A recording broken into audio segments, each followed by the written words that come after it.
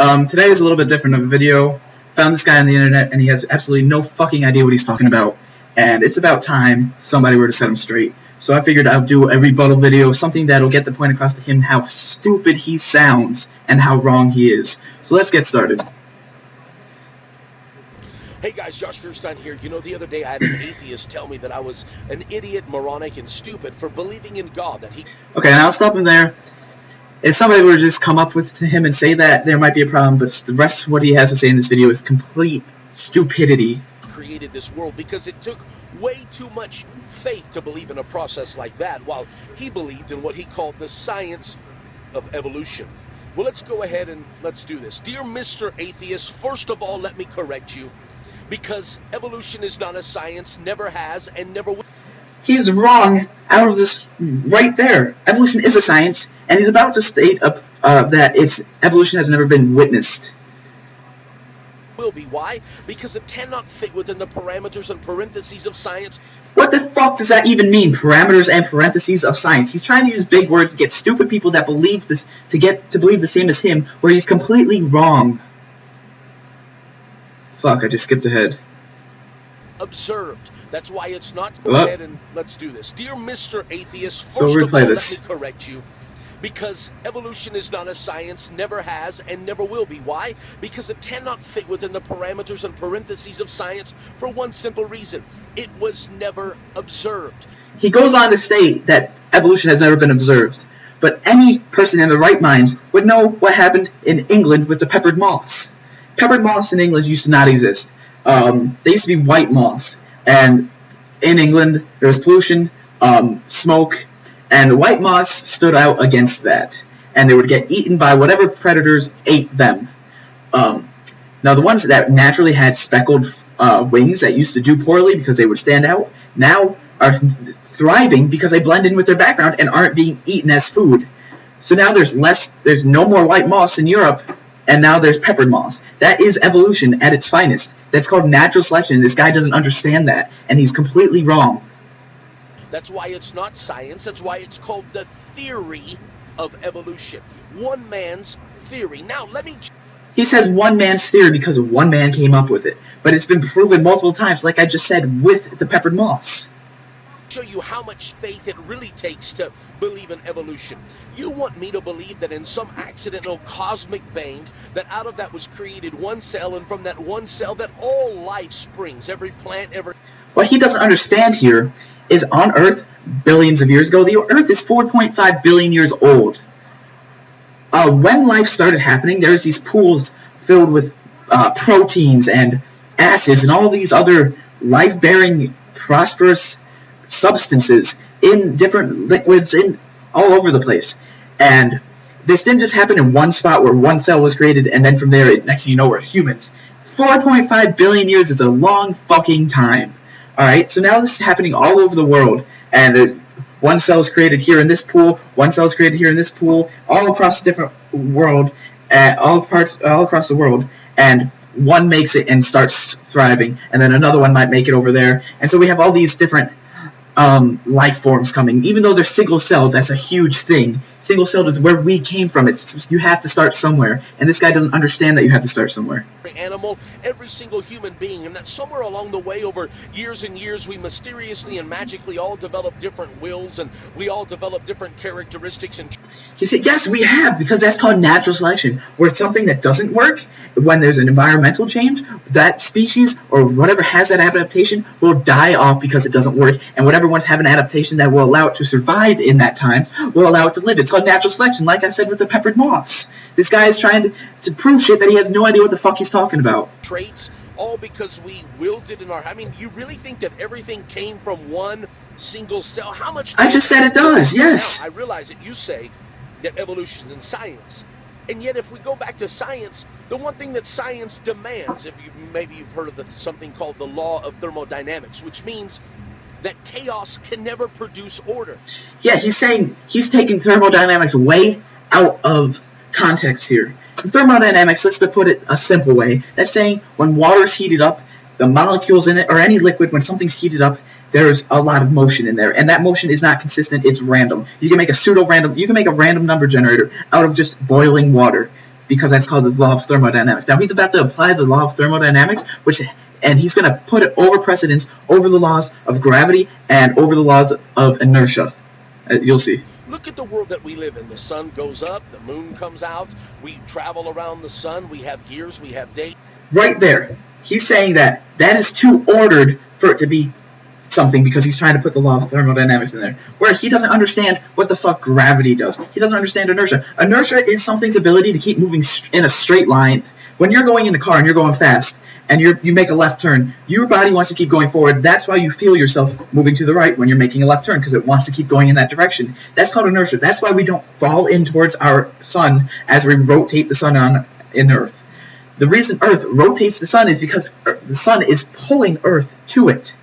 And the only reason we don't fall in is because inertia, the Earth wants to keep moving forward anyway. So that's why we get a circle. That's called angular momentum, and this guy does not understand that. He's saying this is too ordered. Angular momentum is too ordered, and therefore is wrong.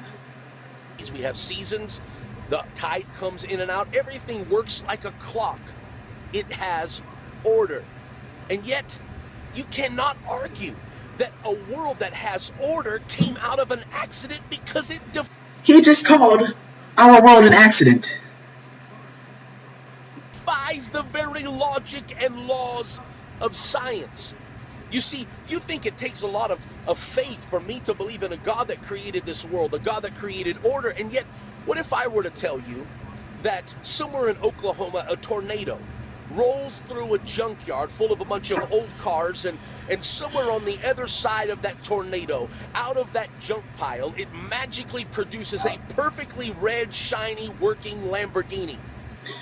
He's saying that out of shit came a working Lamborghini. Metal does not bond with metal the same way as a molecule will bond with another molecule. There's a reason water is a thing. There's a reason two hydrogens make up with oxygen make up water, because oxygen is negatively 2 charged. Each hydrogen is positively 1 charge. It's a fucking polar molecule. It works, whereas a tornado randomly putting parts together will not make a car, especially if you don't have the parts to make a car. You would tell me I was nuts. You would tell me that I had lost it. You would probably try to admit me into the psychiatric ward. Why? Because that is absolutely stupid. I mean, how much faith would it really take to believe something as idiotic as that? And yet that's exactly what science believes.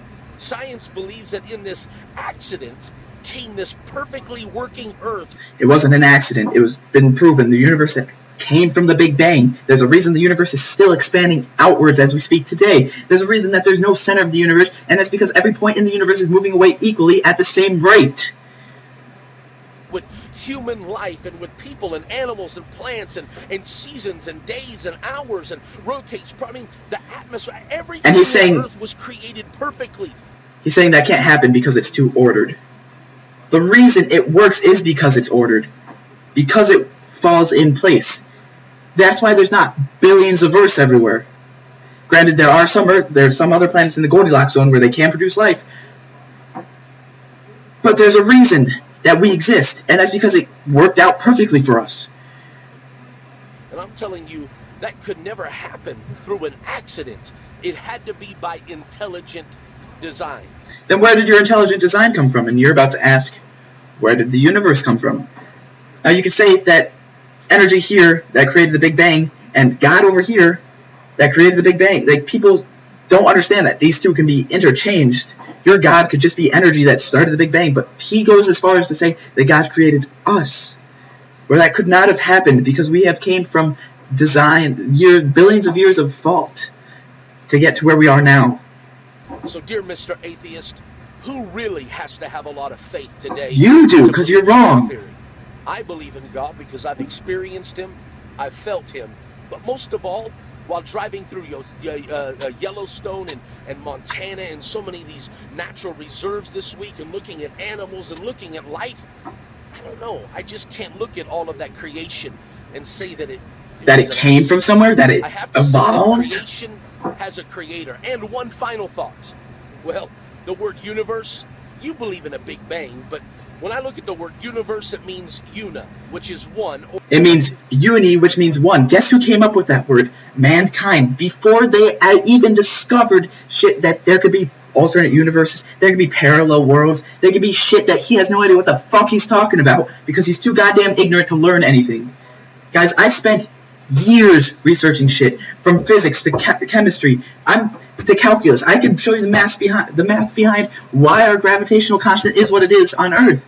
Why it is that. I can prove to you what the overall gravitational constant is, the big G. I can prove to you the force of gravity away from another body. G times mass 1 times mass 2 divided by radius squared. You know, it's shit he was too ignorant to learn because he doesn't want to know the truth. Or singular, that's Latin, universe. Verse means a spoken statement. So universe. There we go. Because man created the word universe. One spoken statement, one universe. That's where he's going with this. Where men then realized, we evolved, we learned. He's not getting this. We learned that there could be more than one. Is one single spoken statement. I dare you to read Genesis 1. And in the beginning, God said, let there be. All God had to do was speak one. Who created the Bible? Man did. Because they were too ignorant to learn what actually happened. So they created a story, a fairy tale. Who doesn't like a fairy tale? They created a fairy tale that would lead people to peace and would make them feel good about themselves because they couldn't answer the questions like this for themselves. And since they couldn't do that, they read this book. Now, if I were to write a book that had all these mathematical equations in it, the normal person would not read that book because it is too complex for them. So somebody went out and created a fairy tale that made this seem like a fucking dream world that they could then relate to, and they could have morals based behind this. Single spoken statement, and boom, the universe. God bless. I dare you, if you believe in God, if you believe that all of this stuff is nonsense and you have enough faith to stand up and say, I still believe in creationism, I still believe in a God that reigns above all, then I ask you to take a moment and click share. No, I won't, because you're wrong. And you've been wrong multiple times now. Share below. I'll just let you guys watch the rest of the video. And if you're not my friend already on Facebook, click my name at the top of this video and let's be friends. But guys, it's time for us to stand up, get loud, and get proud. He's completely wrong in every aspect that he has to say about this video. He has no idea what he's talking about in anything. Schools and colleges and universities around the world. That's nonsense. It takes too much faith to... Guys, I've had enough with this guy, and I don't know about you, but this guy really pissed me off today. Thanks for watching.